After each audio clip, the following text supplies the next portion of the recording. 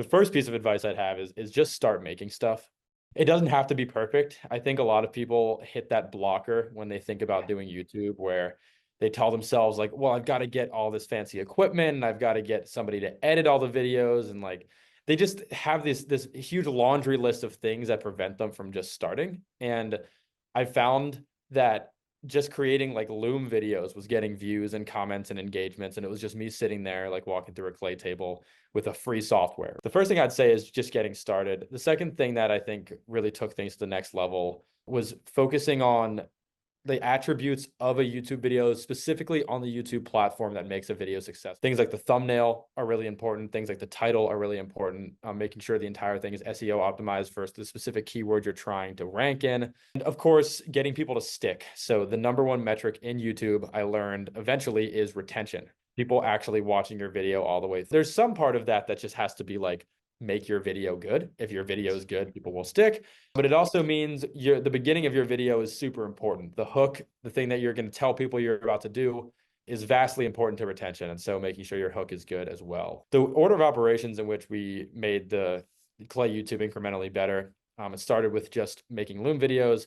From there, I started putting thumbnails on the videos, and then I started optimizing for better titles. And then we eventually ended up hiring another agency to help us with editing and just getting like the general hook down. So when people start watching the video, they stick. And I would say we had like 2 or 3 videos pre-agency when we hired that, before we hired them, that did really well. And then once we hired them, they were able to kind of get those ideas and take them to the next. I would recommend, again, just trying things until you find something that generally works, and then focus on making the videos better as a whole. Yeah, great. And are there any particular tools that you're using, like for the, keyword research or anything like that?